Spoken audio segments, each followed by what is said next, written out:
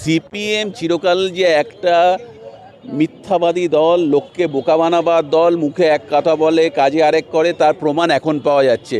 আমরা যখন ছাত্র অবস্থা ছিলাম তখন সিপিএমের অত্যাচার আমরা দিনরাত সহ্য করেছি, বাড়ি ছাড়া হয়েছি। ওরা সাধারণ মানুষকে ভয় পায়, ওরা গণতন্ত্রকে ভয় পায়। একটা সময় যখন ওরা ক্ষমতায় ছিল, ওদের একটা নোংরা ভাঙা চোরা অবস্থা, সেটা একটা সুন্দর চকচকে কাপড় দিয়ে ঢাকা ছিল।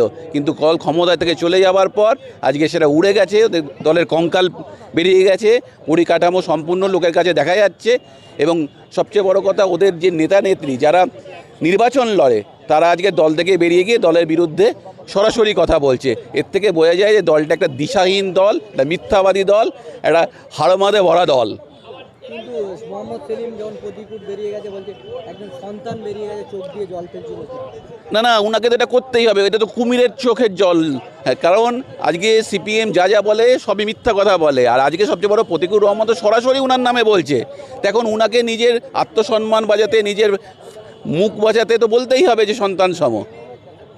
প্রতিকূলের মতো ছেলে কি ভুল দলে ছিল এতদিন? দেখুন, প্রত্যেকটা মানুষ যখন দল করে কিছু আদর্শ নিয়ে করে, কিছু আশা নিয়ে করে। আজকে উনিও নিশ্চয়ই আদর্শ নিয়েছিল, কিন্তু যখন দেখছে যে উনার আদর্শ দলে কাজ করতে পারছেন না, তখন উনাকে দল ত্যাগ করতে হয়েছে। মানুষ তো চায় কাজ করতে, সবাই তো আর নিজের স্বার্থের জন্য দল করে না। প্রতিকূল সেরকম একজন মানুষ যে আদর্শের জন্য দল করেছিল, কিন্তু ফল পায়নি, তাই জন্য দল ত্যাগ করছে। কিছুদিন আগে ওই প্রতিকূলে বিভিন্ন মঞ্চ থেকে বলেছিলেন যে সব চোর বা সব দালালের একটাই নাম তৃণমূল। সেই প্রতিকূলই আমরা শুনতে পাচ্ছি যে তৃণমূলে জয়েন করবে। তাহলে এই যে কিছুদিন আগে আমরা দেখলাম কাসেম সিদ্দিকীও বলেছিল যে তৃণমূল হচ্ছে চোর ডাকাতদের দল। এই যে একের পর এক যারা চোর ডাকাত বলছে, তারাই আবার তৃণমূলে জয়েন করছে। সে তো আমরা এক সময় দেখেছি শুভেন্দু অধিকারীকেও বিজেপির নামে যাতা কথা বলতে। হ্যাঁ, বিজেপি একটা সন্ত্রাসবাদী দল, বিজেপি একটা জোচ্চোর দল, বিজেপি বাংলা বিরোধী দল। আজকে তো উনি বিজেপির জয়গান গেয়ে চলেছেন। আজকে এই নিয়ে কিছু বিচার করা হয় না।